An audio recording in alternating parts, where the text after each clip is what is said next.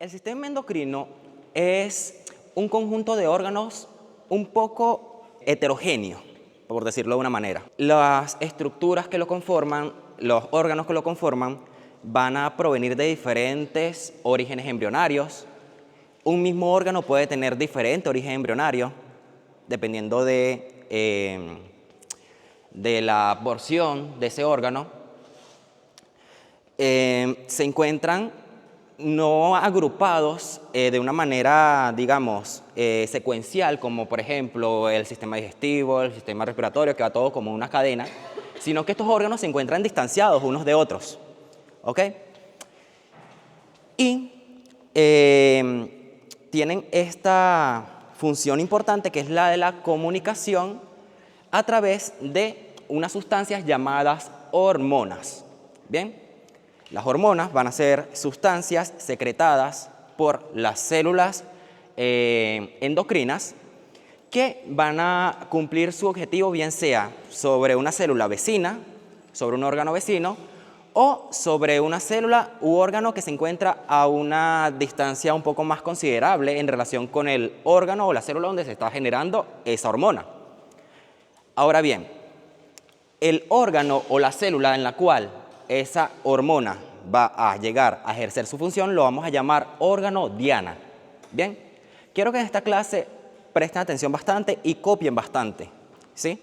Van a haber muchas imágenes, va a haber poco texto, entonces necesito que estén todos atentos. Muy bien, si no entienden algo, me detienen y me preguntan.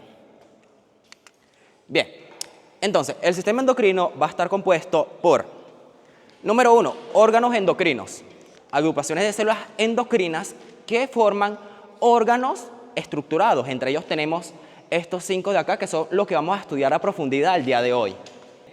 Esto de acá abajo no lo vamos a estudiar, sino que ya cada uno lo va a ver en su tema correspondiente o ya lo vieron. Pero nos vamos a enfocar en los de arriba.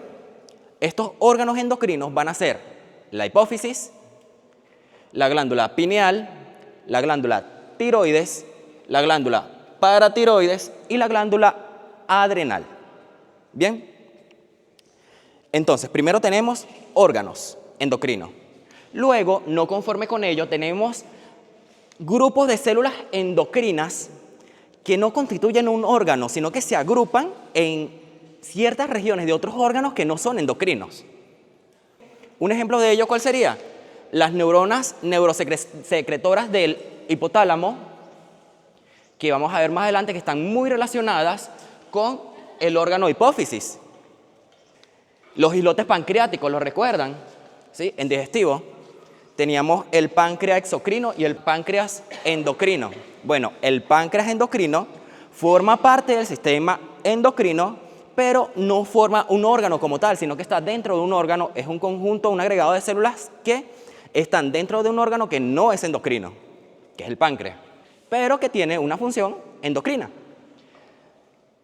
Todos estos acá abajo lo van a ver en los temas que vienen a continuación, que son reproductor femenino y masculino.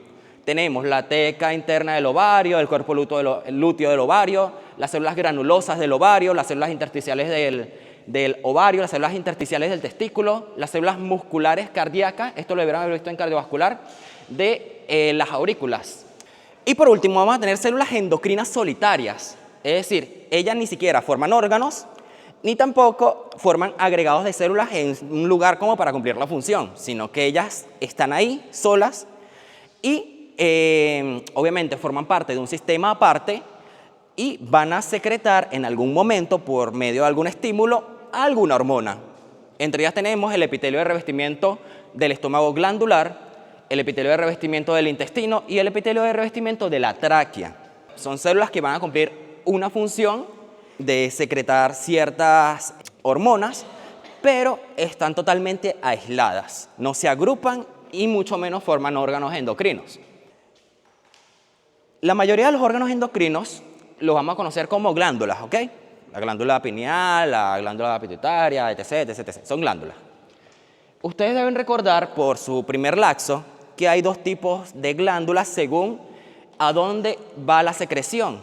Están las glándulas exocrinas y están las glándulas endocrinas.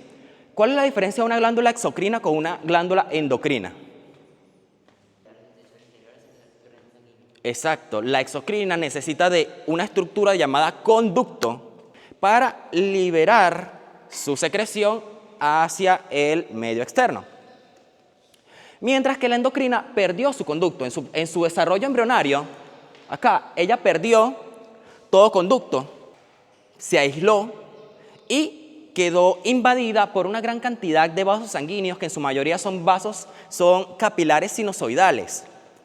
Anoten esto, la mayoría o la mayor parte de los vasos sanguíneos que vamos a encontrar en los órganos endocrinos, en las glándulas endocrinas, son capilares sinusoidales o en su defecto capilares fenestrados. ¿Por qué?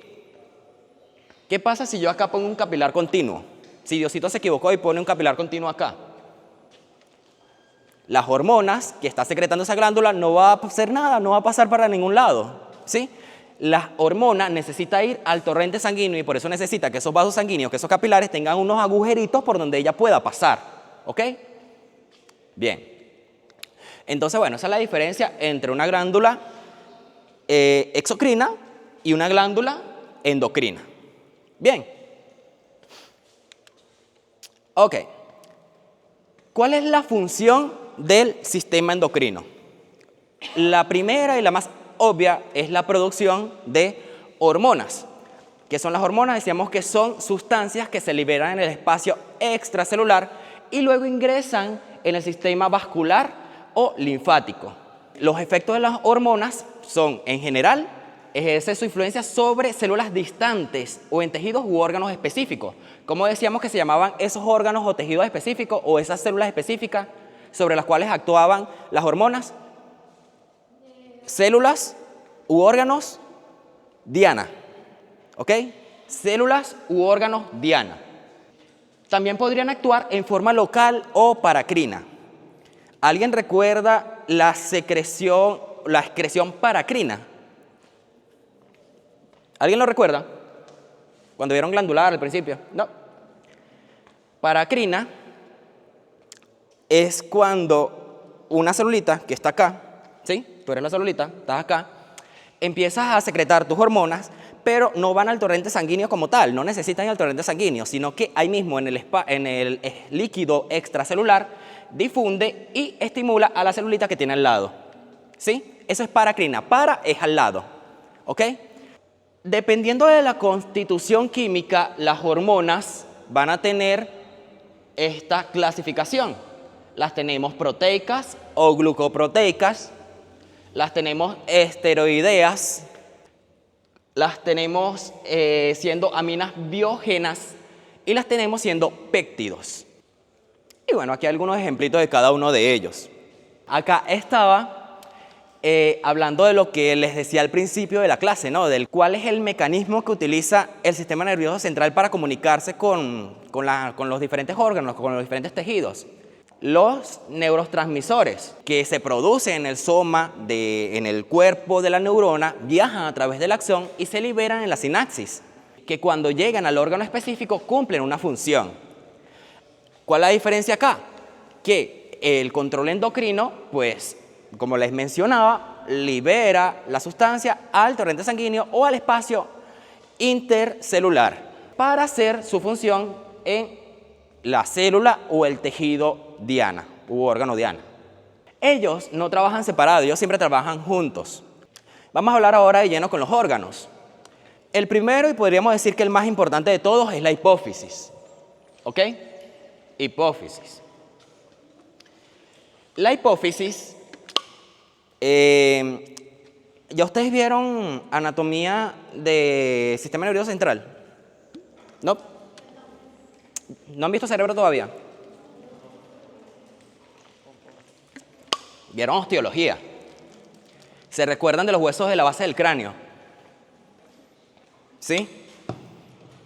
La porción basilar del occipital, el hueso esfenoides. Acuérdate que el esfenoides tiene un cuerpo, unas alas, ¿sí? Que en el cuerpo del basefenoides, en su superficie craneal, va a presentar una depresión en la silla turca que se llama fosa hipofisiaria. ¿Recuerdan? Sí. Bien, ahí descansa la hipófisis. ¿Ok? Ahí descansa la hipófisis. La hipófisis va a ser un órgano que presenta dos porciones, una porción glandular y una porción nerviosa. La porción glandular se conoce como adenohipófisis y la porción neural se conoce como neurohipófisis, que es la hipófisis posterior. Yo les mencionaba que algunos de estos órganos, glándulas, estructuras, aún entre ellos mismos tienen diferente origen embrionario, ¿sí? En el caso de la hipófisis, la adenohipófisis y la neurohipófisis van a tener diferente origen embrionario. La adenohipófisis se va a originar del ectodermo de la orofaringe, ¿ok? Del ectodermo de la orofaringe. Mientras que la neurohipófisis se va a originar del neuroectodermo, de la cresta neural como tal, ¿ok? La adenohipófisis deriva del epitelio de la orofaringe. Comprende tres partes principales. Acá vamos a ver dos de ellas solamente. Una la vamos a ver si hacemos un corte longitudinal y no un corte transversal como este. La primera parte es la parte distal, que es todo esto de acá. Es la parte más grande, ¿ok? La que mejor se desarrolla. Las celulitas que están acá se agrupan en cordones y vamos a tener tres poblaciones celulares. Vamos a tener células acidófilas, basófilas y cromófobas. A las células acidófilas y basófilas las vamos a llamar células cromófilas, ya que tienen afinidad por la tinción, bien sean acidófilas o bien sean basófilas. Y las cromófobas, pues se quedan como cromófobas porque no se tiñen casi, ya quedan como pálidas, como el de ¿tú estás pálido? Ok. Esta parte está rodeado por tejido conectivo general laxo, ¿sí? Tejido conectivo general laxo, y se encuentra bastante vascularizado por una red densa de capilares sinusoidales. Yo les decía a ustedes que los capilares que aquí vamos a encontrar son capilares sinusoidales en casi todos los casos, ¿ok? La segunda parte es la parte intermedia. Ella se encuentra adyacente a la neurohipófisis, sería este pedacito de acá, ¿sí? Ese pedacito ahí. Y bueno, está separada de la parte distal por la hendidura hipofisaria, que es este espacio en blanco aquí ópticamente vacío. ¿Bien? Hendidura hipofisaria. La parte tuberal no la vamos a ver, pero, o sea, en esta imagen no, la vemos ahorita. Rodea la eminencia media de la neurohipófisis. Neurohipófisis. Ella deriva del hipotálamo, es una proyección del hipotálamo, por lo tanto va a originarse embriológicamente, lo que está en paréntesis es embriológicamente, del neuroectodermo. Ella se mantiene siempre en conexión con el hipotálamo, ya que las fibras o los núcleos donde se encuentran los somas neuronales se encuentran en el hipotálamo. Ok, los cuerpos neuronales no están aquí. Aquí solamente vamos a tener las fibras con todas las secreciones que ella libera, con todas las hormonas. Bien. Entonces siempre mantiene la conexión con el hipotálamo, ¿ok? A través de un sistema o de un eje llamado hipotálamo neurohipofisario. Hay dos componentes en la neurohipófisis. Está el componente hipotalámico, que está comprendido por los núcleos supraóptico y paraventricular, que es un núcleo nervioso. ¿Qué es un núcleo nervioso? Pregunto. Creo que se lo preguntaron en el examen, ¿no? ¿Recuerdan? ¿Qué era un núcleo nervioso? Es un agregado de cuerpos neuronales, de somas, en medio o rodeados por sustancia blanca, ¿sí? Se supone que los cuerpos neuronales están en la sustancia gris, pero es como un pedacito de sustancia gris que está ectópico metido entre la sustancia blanca, ¿ok? Bueno, a eso es lo que nos referimos cuando decimos aquí la palabra núcleo. Hay dos núcleos en el hipotálamo conocidos como el núcleo supraóptico y el núcleo paraventricular, y esos dos núcleos tienen sus cuerpos neuronales allá arriba en el hipotálamo, pero mandan sus fibras nerviosas hacia la neurohipófisis. Y esas fibras nerviosas son las que van a contener las hormonas que ellos secretan. ¿Ok? La secreción, la hormona como tal, se genera, se sintetiza, se forma en los núcleos supraóptico y paraventricular. ¿Están copiando, no? Ok. Y se libera en la neurohipófisis. Ese es el componente hipotalámico, ¿ok? Los núcleos. Y va a haber un componente neurohipofisario que está constituido por la eminencia media, el tallo infundibular y el lóbulo neural. Esto que están viendo acá es el lóbulo neural, ¿ok? Esto de eminencia media y tallo infundibular es lo que lo conecta con el hipotálamo, ¿ok? Es la estructura que lo conecta con el hipotálamo, junto con la parte tuberal de la adenohipófisis, ¿ok? Esas dos estructuras van ahí y se conectan con el hipotálamo. ¿Qué estamos viendo acá? Un montón de axones de fibras nerviosas amielínicas. Vemos capilares sanguíneos. Tenemos estas estructuras de acá que se conocen como cuerpos de Herring, ¿ok? Herring bodies. Cuerpos de Herring. ¿Qué son los cuerpos de Herring? Eso cópienlo. ¿Qué son los cuerpos de Herring? Yo les decía a ustedes que la secreción, la hormona, se va a sintetizar en el hipotálamo, en los núcleos supraóptico y paraventricular. Y esa secreción tiene que descender por medio de los axones, ¿sí? Esos cuerpos de Herring, lo que me está representando, esta manchita acá rosadita, lo que me está representando es esa hormona, esa secreción que está bajando por el axón y ensancha el axón. El axón es esto, una fibrita así delicadita, ¿no? Pero cuando una hormona va viajando a través de estos cuerpos de Herring, él se ensancha y forma esas estructuras que podemos observar. Muy bien. Acá está lo que les estaba mencionando, el mismo cuerpo de Herring. Esto que está acá es endotelio vascular. Endotelio vascular, es decir, que esto acá es un vaso sanguíneo, una microscopía electrónica de transmisión. Importante que sepan que en la neurohipófisis vamos a tener una población celular muy característica llamada pituicitos. ¿Ok? Aquí. Pituicitos, que serían estas celulitas de acá. ¿Qué son los pituicitos? Los pituicitos son astrocitos modificados, ¿bien? Que van a cumplir una función similar a la de estas células que la está... que es como que su célula madre, ¿ok? De sostén principalmente. Entonces, los pituicitos son la población celular característica de la neurohipófisis, ¿ok? Son la población celular característica de la neurohipófisis y no son más que astrocitos modificados. Ok. Esta diapositiva acá nos habla del origen embrionario de cada una de las porciones de la hipófisis. Vemos cómo acá se encuentra el neuroectodermo, esta manchita azul, y esta manchita roja va a representar el ectodermo de la orofaringe, ¿ok? Ese ectodermo de la orofaringe va a tener una evaginación caudal y va a entrar en contacto con el neuroectodermo que me va a formar la neurohipófisis. Recuerden que el ectodermo de la orofaringe me forma la adenohipófisis, mientras que el neuroectodermo me forma la neurohipófisis. Ellos dejan una pequeña hendidura, fíjense acá, que se llama bolsa de Rechet.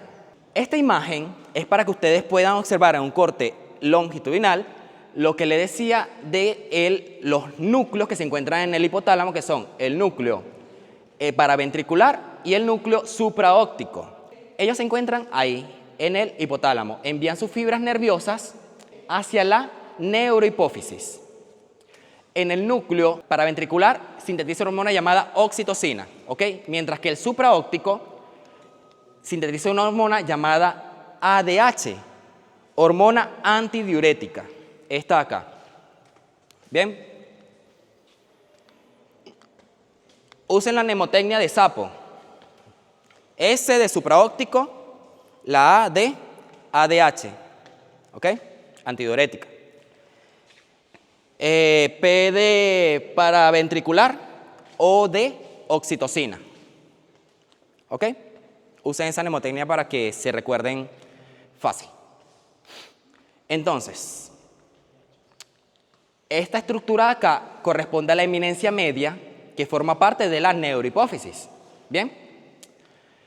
Esto es el tracto hipotálamo neurohipofisiario, ¿ok? O sea, son los nervios que vienen desde los núcleos supraópticos y paraventricular hacia la neurohipófisis. Tenemos entonces la parte nerviosa de la neurohipófisis y esto que está aquí sería la adenohipófisis, que tiene su parte distal, su parte intermedia y su parte tuberal. Esta parte tuberal era la que yo le decía que no se veía en la imagen anterior por el corte, ¿ok? Bien, acá tenemos una imagen, un corte histológico. Esto que vemos aquí sería el lóbulo anterior que corresponde a la parte distal de la adenohipófisis y esto acá es el lóbulo posterior que corresponde a la neurohipófisis.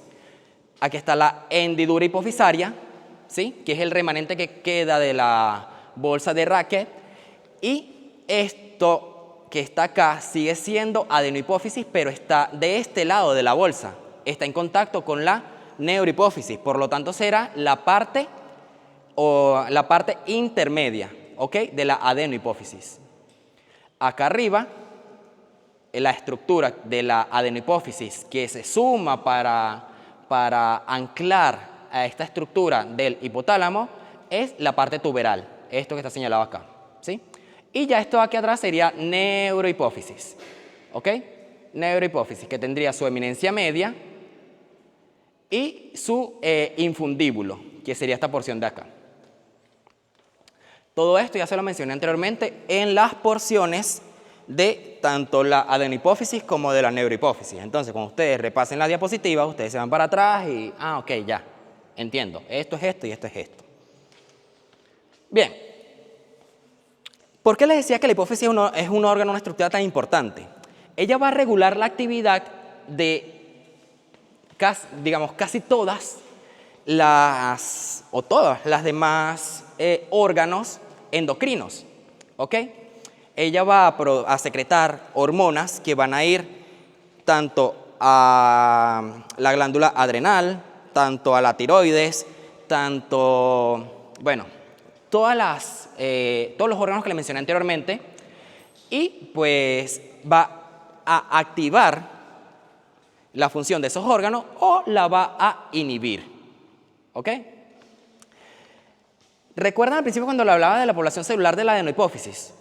¿Cuáles eran los tres tipos de células que había? Habían células acidófilas, basófilas y cromófobas. ¿Okay? Las cromófobas, pues, no se ha estudiado como que una función como tal, pero de las acidófilas y de las basófilas sí se conoce que secretan hormonas y esas hormonas van a ser las siguientes. Las células acidófilas me liberan una hormona llamada prolactina, ¿ok? Prolactina, una hormona llamada hormona de crecimiento o somatotropina. Las basófilas me van a generar ACTH, que es hormona adenocorticotrópica, TSH, que es hormona tiroestimulante, o sea, estimular la tiroides, LH y FSH, que son gonadotropinas. Esta es la hormona luteinizante y esta es la folículo estimulante. Cuando tengan tiempito, ustedes van a googlear, le van a preguntar a su buen amigo ChatGPT para qué me sirve cada una de esas hormonas. Bien, le dicen, épale, ChatGPT, mira, ¿para qué sirve esta hormona? Entonces ya sabemos qué hormonas sintetizan las células acidófilas y las basófilas, ¿ok? Ahora bien, en la porción nerviosa, en la parte nerviosa, se van a sintetizar dos hormonas que van a ser la ADH, ¿ok? O hormona antidiurética en la parte nerviosa. ¿Ok? Esto acá era en la parte, en la adenohipófisis como tal, ¿ok? Las células basófilas y acidófilas. Ahora vamos a la neurohipófisis, a la parte nerviosa. Me secreta ADH, que es hormona antidiurética, y me secreta oxitocina, importante para el parto, importante para la bajada de la leche. Bien, entonces, importante que sepan esto. La imagen que les mostré al principio, esta parte de acá será ¿qué? ¿Neurohipófisis o adenohipófisis? Adenohipófisis. La adenohipófisis tenía 3 partes. ¿Cuál de las 3 partes será esta grandotota de acá? La distal, ¿ok? Esto acá es la hendidura hipofisaria. Este remanente de adenohipófisis que quedó cerca de la neurohipófisis se llamará intermedia, ¿ok? Acá tenemos neurohipófisis. Esto acá es intermedio. Fíjense que en la intermedio vamos a presentar estos folículos que pueden llenarse de una sustancia coloidal. ¿Ok? Eso es característico de esta porción. Esto ha de ser humano y no se distingue muy bien la fisura como tal. Pero acá está la separación entre la parte intermedia y la adenohipófisis distal. Acá están las poblaciones de células que les mencionaba al principio. Tenemos las células acidófilas, son estas de acá, las células basófilas y las células cromófobas, en las cuales pues su citoplasma se tiñe muy débilmente, ¿ok? Son unas células bastante claras. ¿Qué serán estas estructuras? ¿Qué será esto por acá? Tejido conectivo, ¿sí? Por ahí pueden haber capilares.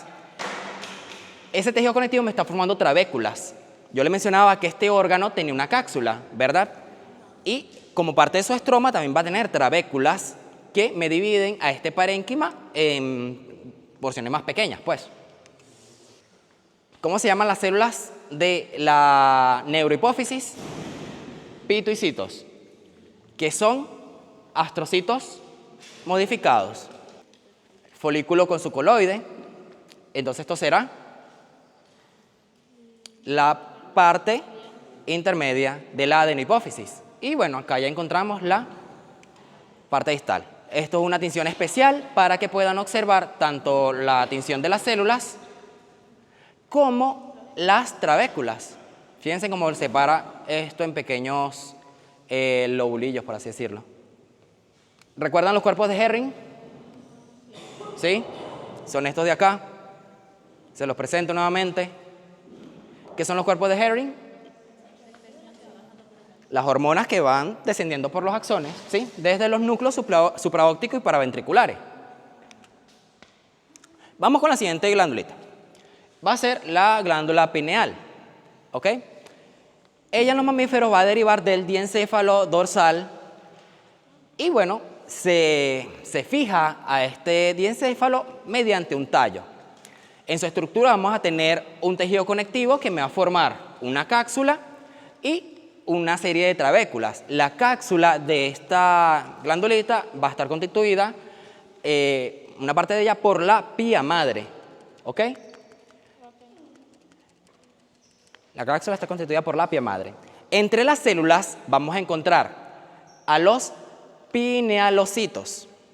Bien, los pinealocitos son las células secretoras epiteloides con numerosas proyecciones citoplasmáticas y que se derivan de las células de la glía. Muchos dicen que son astrocitos modificados, igual como pasaba con la célula anterior, ¿no? Aquí también vamos a encontrar astrocitos que cumplen funciones de sostén, astrocitos propiamente dicho. Esta estructura de acá es característica de esta glándula, se va a llamar cuerpo de Samoma.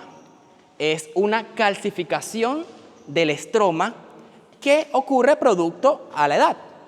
Bien, ¿Cuál es la función de la glándula pineal? La secreción de melatonina. ¿En qué ayuda la melatonina? En los animales, por ejemplo, bueno, en nosotros, en los humanos, en los animales domésticos, a regular el ciclo del sueño, ¿no? El ciclo circadiano, el ciclo del sueño. En los animales, por ejemplo, que hibernan, los ayuda a identificar en qué momento empezar la inervación. La conducta reproductiva de los animales también se ve influenciada por esta glándula. ¿Bien? Y ella va a recibir estímulo a través del sentido de la vista. Es decir, cuando en el ambiente hay una gran cantidad de luz, eso le dice que, oye, es de día, pues si es un animal diurno, tienes que estar despierto. Si disminuye la luz, oye, ya es momento de que te escondas en tu cuevita y vayas a tomar una siesta. ¿Ok? Bien. Esta es una imagen que yo tomé allá en el laboratorio, por eso se ve feita. Y esta acá, esta celulita que se ve con un núcleo que, ya el profesor, parece el ojo de un gallo, es el pinealocito. Pinealocito. Todas las demás constituyen astrocitos, pero esas que vean con un núcleo lo bastante definido es el pinealocito, ¿ok? Se habla de núcleos grandes, con un núcleo bastante marcado. Vamos ahora con la glándula tiroides. Como toda, está rodeada por una cápsula de tejido conectivo, de la que se desprenden tabiques o trabéculas que se subdividen en lóbulos irregulares.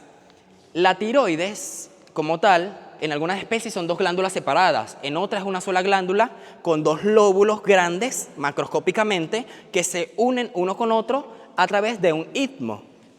¿Ok? Bien. En el parénquima de esta glándula vamos a encontrar estas estructuras de acá, que se conocen como folículos tiroideos, ¿ok? Que son esferas tapizadas por un epitelio plano, un epitelio simple, que puede ser plano, cúbico o cilíndrico, dependiendo de la actividad de la célula. Lo vamos a ver un poquito más adelante. Y que contiene en su interior esto rosadito de acá, que se conoce como material coloide. ¿Bien? Y dentro de ese material coloide vamos a tener una suspensión de tiroglobulina iodada. La tiroglobulina iodada va a ser el precursor de las hormonas tiroideas, la T4 y T3, que se mantiene almacenada dentro de estos folículos tiroideos. Bien, esa va a ser la función del folículo, almacenar la tiroglobulina iodada. ¿Para qué? Cuando haya una necesidad fisiológica, haya acceso a ese material de manera rápida. En esta glándula vamos a observar dos tipos de células. Tenemos las células foliculares, que son las células que van rodeando a cada folículo, y tenemos a las células parafoliculares. Estas células parafoliculares se pueden encontrar tanto formando agregaciones, ¿sí?, entre los folículos, o también se pueden encontrar a nivel de entre las células foliculares y la membrana basal. ¿Ok? Por acá vendrá pasando la membrana basal. Entonces, si esta es la célula folicular, esto acá será célula parafolicular. Entonces, pueden estar en esa posición o pueden estar en agregados entre los folículos tiroideos. ¿Ok? Las células foliculares son las células encargadas de, número 1, sintetizar la tiroglobulina, que va a ser la materia prima para producir las hormonas tiroideas. También va a sintetizar la tiroperoxidasa, que va a ser la enzima que va a catalizar la unión de esa tiroglobulina con el yodo como tal. ¿Ok? Participa en la captación de yodo de la sangre. Por acá, por estas trabéculas, pasa una gran cantidad de vasos sanguíneos. Por este tejido conectivo pasa una gran cantidad de vasos sanguíneos. Y estas células tienen receptores que ayudan a captar el yodo. Y pues el yodo es importante para poder sintetizar estas hormonas. Bien. Y al final, pues toman el material que está acá, ¿sí?, que es la tiroglobulina yodada, la vuelven a introducir dentro de su citoplasma para luego sintetizar la tiroxina, que es la T4, y la triyodotironina, que es la T3, que son las hormonas como tal. ¿Ok? Las hormonas propiamente dichas son estas dos de acá. Cuando la han sintetizado, dependiendo del requerimiento del organismo, la liberan. ¿Ok? Todas estas glándulas que hemos mencionado tienen un control que viene a partir de la glándula pituitaria, ¿ok? Por ejemplo, la glándula pituitaria va a secretar hormona tiroestimulante o estimulante de la tiroides para que este proceso de la síntesis de la tiroxina y la triyodotironina pueda ocurrir. Si no hay ese estímulo, pues no ocurre. Bien, las células parafoliculares van a tener un origen de la cresta neural y van a producir o van a sintetizar una hormona llamada calcitonina. Bien, ¿alguien recuerda la calcitonina? En el tema de óseo. ¿Cuándo se activa la calcitonina? Se las puse al final de la diapositiva. La calcitonina se empieza a producir cuando, el estímulo va a ser cuando hay un aumento en los niveles de calcio. ¿Para qué? Para que se activen pues, las células calcio en sangre, para que se activen las células que producen, sintetizan matriz ósea para disminuir esos niveles. ¿Ok? Acá entonces tenemos esta imagen de acá. Esto acá serán células ¿qué? Foliculares, ¿ok? Son las foliculares. Y estas que están acá en el medio, ¿serán qué? ¿Cómo se llama esta estructura completa acá? No, lo que está rodeando las células foliculares. Folículo tiroideo. ¿Cómo se llama la sustancia que hay dentro del folículo tiroideo? Sustancia coloidal o coloide o sustancia coloide. Así, este es un diagramita de un folículo, ¿sí? Entonces, acá adentro está la sustancia coloide. Y bueno, aquí están todas las celulitas que constituyen a las células foliculares, ¿no? Los vasos sanguíneos pasan por acá abajo.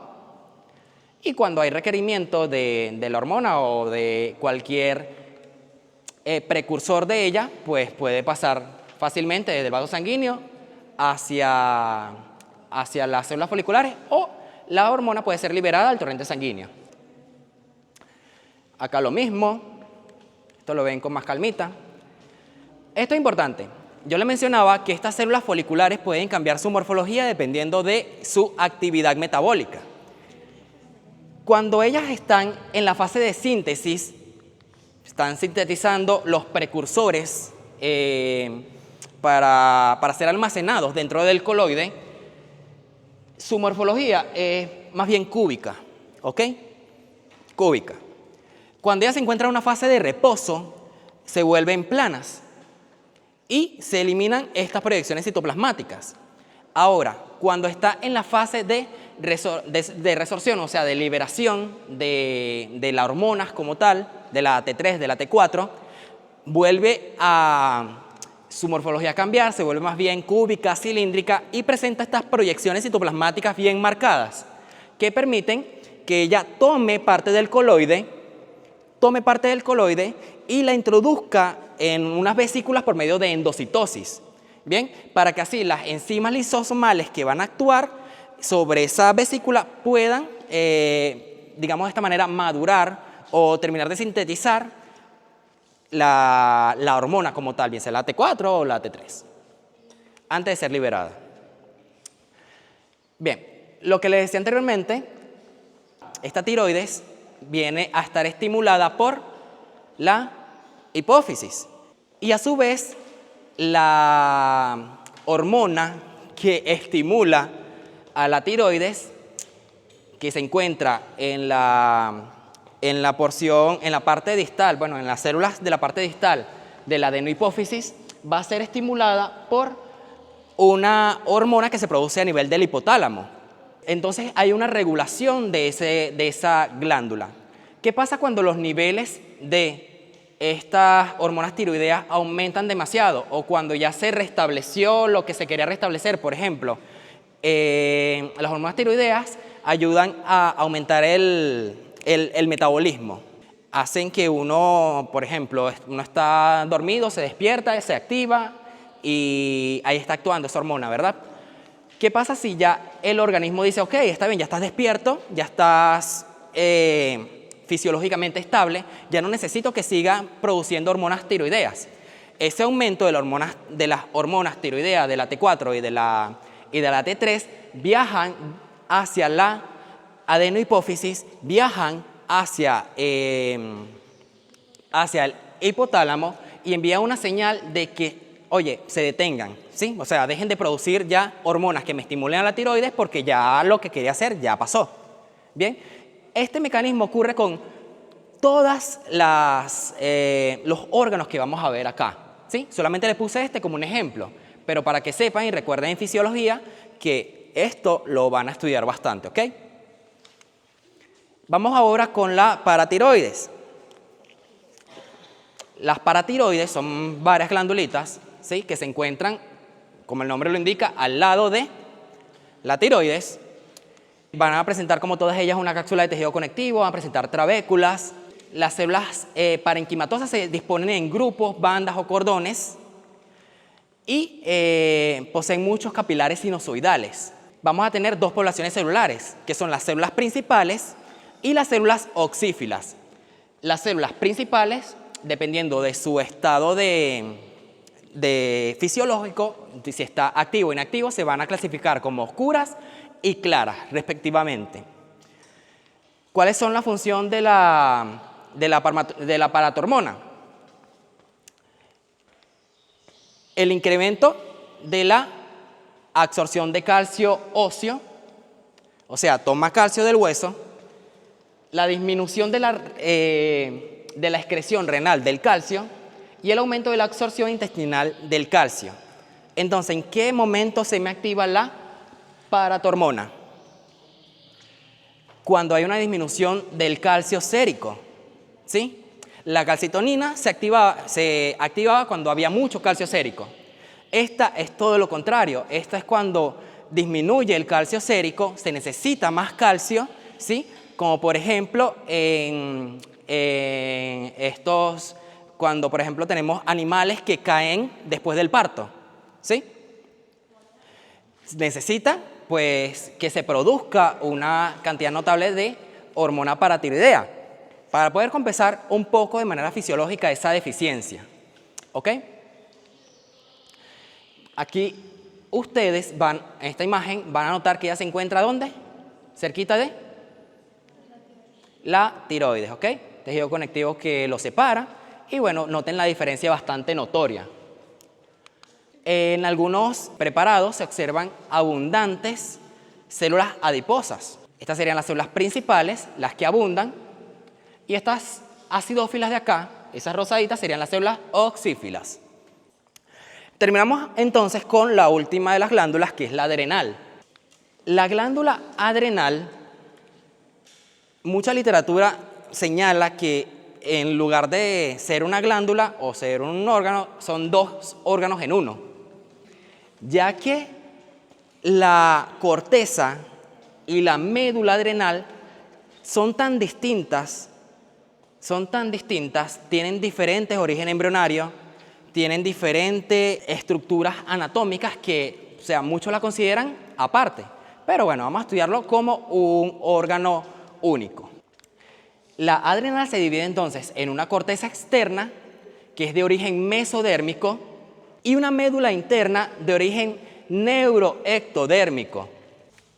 Externo se origina del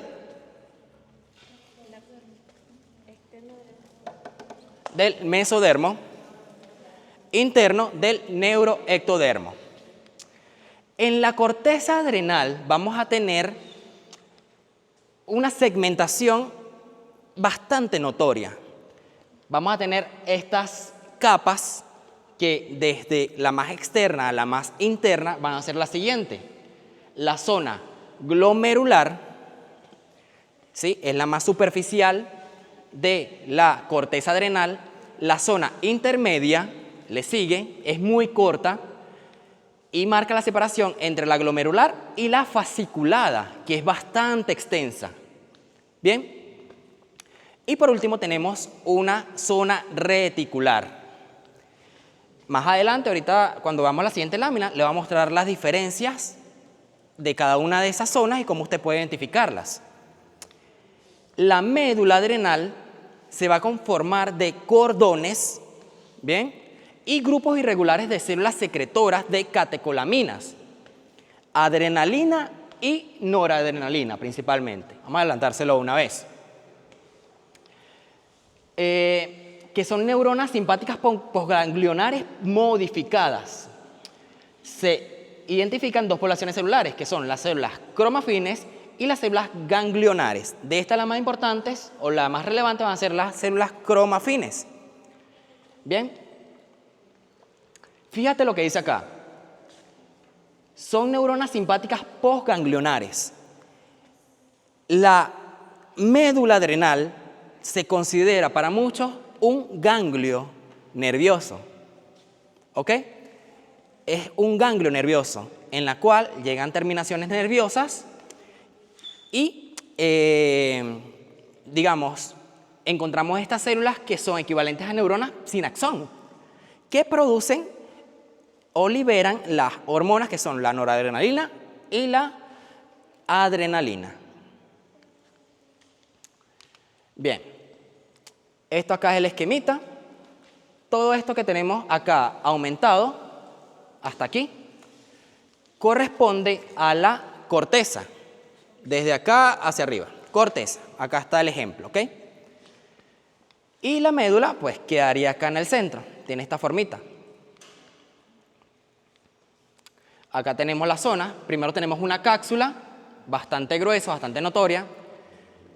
Pueden en algunas especies haber bastantes adipocitos cubriendo esa cápsula, dentro de esa cápsula. Luego tenemos la zona glomerular, luego la zona fasciculada. Entre la glomerular y la fasciculada, aquí no lo menciona, pero debería estar la intermedia, está la intermedia. Y por último la zona reticular. Todo esto de aquí hacia arriba es corteza. Y bueno, la médula acá abajito. En la médula vamos a encontrar una gran cantidad de venas importantes, que son las venas medulares. ¿Okay? Cada esquemita más bonito. Y aquí quiero que se fijen en qué función me cumple cada una de esas porciones. Esta es cápsula. Acá tenemos la zona glomerular. La zona glomerular me va a producir mineralocorticoides. El mineralocorticoide que va a producir la zona glomerular se va a llamar aldosterona. La aldosterona va a formar parte, ustedes lo van a ver más adelante cuando vean fisiología o cuando vean clínica, del sistema renina-angiotensina-aldosterona, que es un regulador bastante importante de la bulimia, principalmente cuando, por ejemplo, hay una hemorragia en un animal y necesita mantenerse esa presión arterial.